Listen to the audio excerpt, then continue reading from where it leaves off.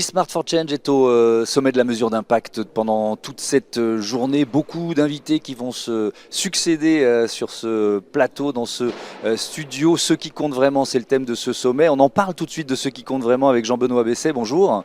Bonjour Thomas. Bienvenue, vous êtes directeur de la transition énergétique et environnementale d'Orange. Et on a choisi, parce que 5 minutes vont passer très vite, de parler de l'Afrique. C'est quoi la présence d'Orange en Afrique aujourd'hui ? Eh bien, en fait, Orange est présent dans 17 pays en Afrique. 3 en Afrique du Nord, le Maroc, la Tunisie et l'Égypte, et puis beaucoup en Afrique subsaharienne. Et j'ajoute aussi, c'est pas en Afrique, mais c'est la Jordanie qui fait aussi partie de l'empreinte géographique d'Orange. Avec quelle demande, quel constat on peut faire sur la demande d'électrification, de connexion, que peut faire un opérateur comme Orange ? Eh bien, en fait, si on suit les statistiques mondiales, 43% de la population n'a pas accès à Internet à l'échelle globale. Mais c'est 73% en Afrique subsaharienne et 51% en Afrique du Nord. Donc vous voyez que l'enjeu est énorme là-bas pour amener de l'inclusion numérique, amener les gens au digital. Et il y a aussi un autre chiffre que j'aime bien citer, c'est 600 millions. 600 millions de personnes en Afrique subsaharienne n'ont pas accès à une électricité fiable. Et donc, les deux sont liés, évidemment. Eh bien, les deux sont liés, en effet, oui. On va en parler et expliquer ce que vous y faites, mais qu'est-ce que ça change quand Orange se déploie dans un village, dans une région, en Afrique, par exemple, en Afrique subsaharienne? Qu'est-ce que ça ouvre comme champ des possibles pour les habitants? Eh bien, en fait, en Afrique, c'est comme chez nous. En fait, si vous n'avez pas accès au monde numérique, vous n'avez pas accès à beaucoup de services. Un exemple tout bête, la bancarisation. En fait, quand vous voulez faire du commerce, il faut pouvoir échanger des monnaies. Et vous avez beaucoup de population en Afrique subsaharienne qui n'est pas bancarisée. Et Orange arrive avec une offre qui s'appelle Orange Money, qui n'est pas une banque, mais qui est un moyen d'échanger financièrement des flux, faire des flux financiers.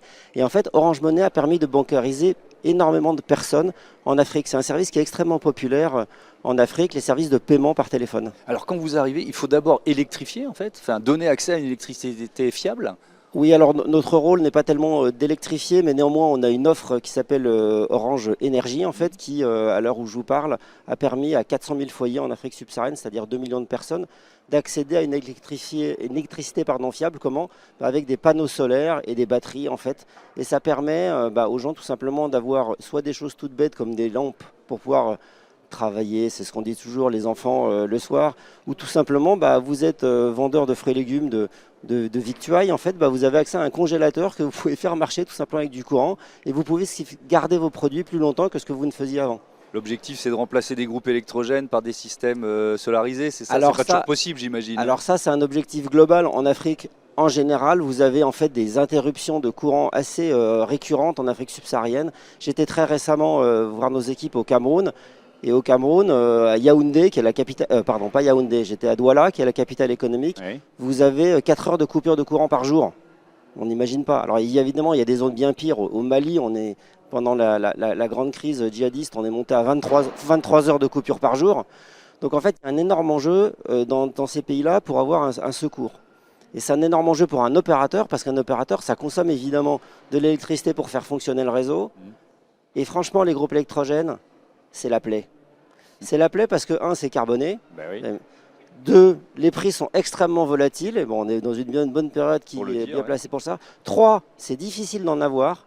L'Éthiopie, la semaine dernière, a rationné l'essence, par exemple. Alors, on n'est pas présent en Éthiopie, nous, heureusement. 4, c'est très compliqué à amener sur le terrain. Parce qu'un groupe électrogène, c'est un moteur. Un moteur, il faut faire des vidanges. Et donc, en fait, il faut le réparer régulièrement. Une antenne télécom, vous allez la voir que quand il y a un problème. Il y a rarement des problèmes quand même. Un groupe électrogène, imaginez votre voiture, vous l'amenez régulièrement au garage. Le groupe électrogène, c'est pareil. Il faut régulièrement envoyer des techniciens pour faire des maintenances. Et puis, il faut amener du carburant là-bas. Et c'est compliqué en fait. Vous n'avez pas des autoroutes avec des camions citernes. Le carburant, des fois, c'est des jerrycans sur une mobilette. Une dernière question, il nous reste 45 secondes avec des projets autour de la compensation. Qu'est-ce que vous faites notamment avec un fonds avec Mirova de 50 millions d'euros? Il sert à quoi ce fonds? En fait, Orange a une stratégie de décarbonation. Et la stratégie, c'est net zéro carbone en 2040. Vous avez bien compris que, vu les enjeux en Afrique, la décarbonation, elle est démoyennée. C'est-à-dire qu'on n'a évidemment pas du tout les mêmes objectifs en Europe que ce qu'on a en Afrique. En Afrique, on va, comme je dis, investir dans le carbone.